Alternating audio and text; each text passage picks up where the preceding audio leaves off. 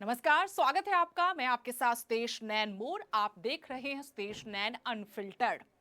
Social media के बाद अब यूजीसी के नए नियमों को लेकर लोग सड़कों पर उतरकर विरोध प्रदर्शन कर रहे हैं। देश भर में यूजीसी को लेकर बवाल मचा हुआ है और इसे सीधे सीधे सवर्णों के खिलाफ बताया जा रहा है।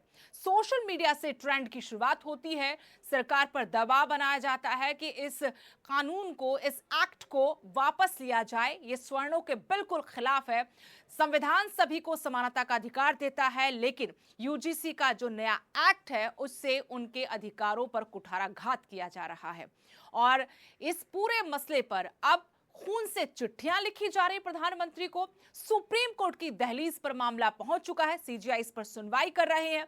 दूसरी तरफ राजनीतिक दल या तो चुप्पी साध कर बैठे हैं या फिर वो सोच समझकर बहुत नपे तुले शब्दों में टिप्पणी कर रहे हैं।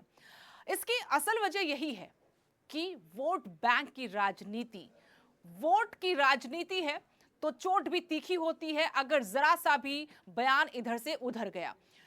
असल में मामला क्या है कि नए नियम लागू हुए हैं यूजीसी के 13 जनवरी से। जो नियमों में बदलाव किया गया है, कमेटी बहुत पहले बनी थी।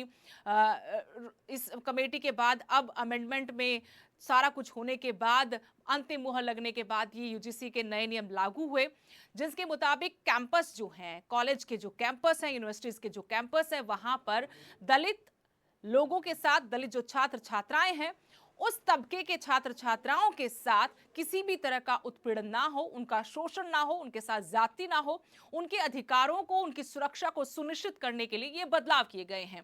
और इसमें जो पीड़ित पक्ष दिखाया गया है नए कानून के मुताबिक, नए नियमों के मुताबिक, उसमें एससी एसटी के साथ ओबीसी तबके के छात्र छात्राओं को भी जोड़ लिया गया है, जो पीड़ित पक्ष है। दूसरी तरफ सवर्णों को पहले से ही अपराधी मान लिया गया है।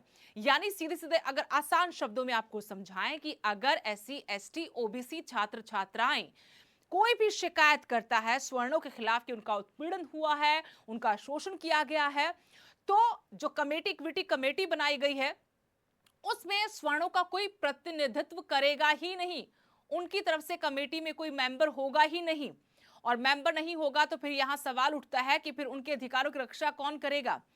और उनको पहले से ही अपराधी की श्रेणी में डाल दिया गया है, जबकि दूसरे बाकी के सारे जो लोग हैं उनको पीड़ित बनाया गया है।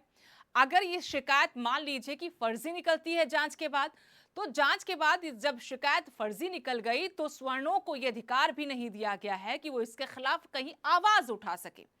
तो इन्हीं दो नए नियमों को लेकर सबसे ज्यादा विरोध दर्ज करवाया जा रहा है और इससे पूरा समाज दो हिस्सों में बंटता हुआ नजर आ रहा है।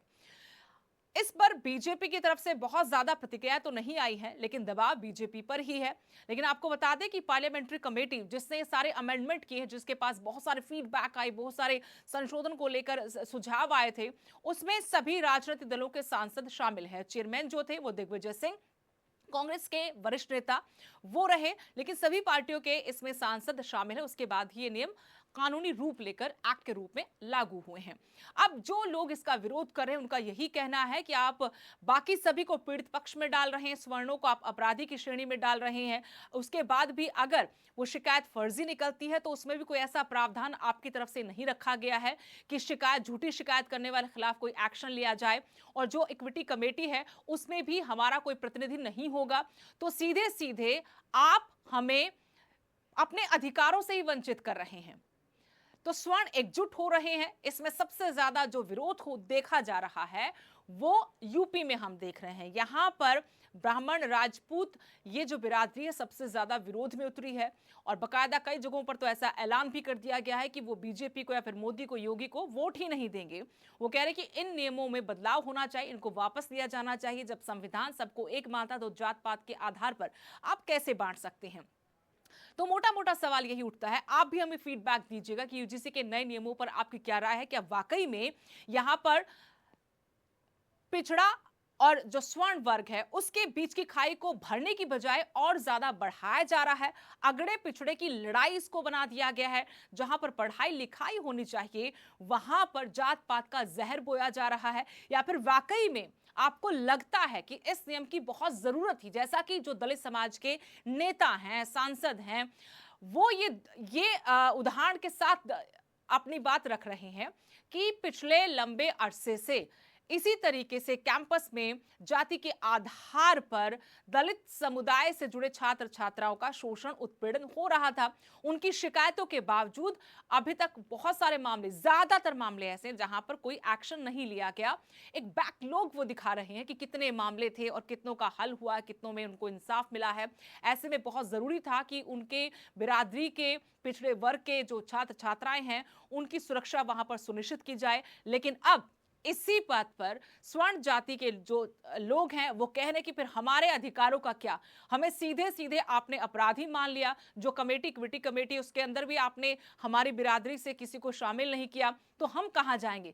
एक तरफ करीब करीब 85% हैं और एक तरफ 15, तो 15% 85% का उत्पीड़न कैसे करते हैं, उत्पीड़न कैसे कर सकते हैं। उत्पीड़न तो हमारा भी हो सकता है, शोषण सिर्फ जाति के आधार पर थोड़ी होता है, शोषण तो स्वर्णों का भी हो सकता है। लेकिन इससे इतर ये मामले दोनों पक्ष हम आपको बता रहे हैं। आप बताइए कि क्या वाकई में यूजीसी का नया जो नियम है वो सही है, गलत है, जो बवाल है वो उचित है या अनुचित है, या फिर आपको लगता है कि अगड़े पिछड़े की लड़ाई इसको बना दिया गया है, ये सारा का सारा जो किया धरा है वो वोट बैंक की राजनीति है, या फिर आपको लगता है बीजेपी ने अपने लिए एक बड़ी मुसीबत पाल ली है यूजीसी के नए नियम लागू करके, नियमों में बदलाव करके, और ये मामला कहां जाकर रुकता हुआ आपको नजर आ रहा है। क्या इसी तरीके से जातियों के आधार पर बांटकर वोट की राजनीति की जाती रहेगी? और जो आपके जनप्रतिनिधि हैं, अगर आपके मन में सवाल है तो ये सवाल उनसे जरूर आप पूछिएगा, क्योंकि हम लगातार पूछने की कोशिश कर रहे हैं। तो वहां पर सब लोग चुप्पी साध कर बैठे हैं, अभी माहौल भांप रहे हैं कि कोई नुकसान उनकी पार्टी को ना हो, उनको ना हो, उनका वोट बैंक ना खिसक जाए। लेकिन इतना जरूर है, लंबे वक्त के बाद, मंडल आयोग के बाद इस तरह से कोई मूवमेंट यहां पर नजर आ रहा है। कुछ लोग कह रहे कि सब्र कीजिए, सरकार की तरफ से भी बहुत सारे लोग ऐसे सामने आए जो कह रहे कि अभी इंतजार कीजिए, जो सुझाव है उनको अमल में लाया जाएगा, किसी के साथ भी गलत नहीं होगा।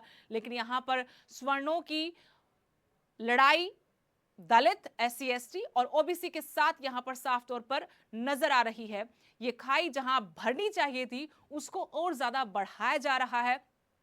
कैंपस जहां पढ़ाई लिखाई का माहौल होना चाहिए वहां पर आज जात पात की बातें हो रही हैं। एक बड़ी शंका जो है स्वर्ण जाति के छात्र छात्राओं के मन में वो ये है, या स्वर्ण जाति उससे संबंध रखने वाले लोगों में जो अपने बच्चों को वहां पर कैंपस में भेजेंगे, कि ऐसे डर के माहौल में कैसे वो अपने बच्चों को कैंपस भेज सकते हैं जहां पर उनको ये डर है कि कोई भी आकर उन पर आरोप लगा सकता है, और उनके लिए कहीं पर भी ऐसी कोई संस्था, कोई ऐसी जगह नहीं बनाई गई, कोई ऐसा ऐसा सिस्टम नहीं बनाया गया जहां जाकर वो अपनी भी बात रख पाए।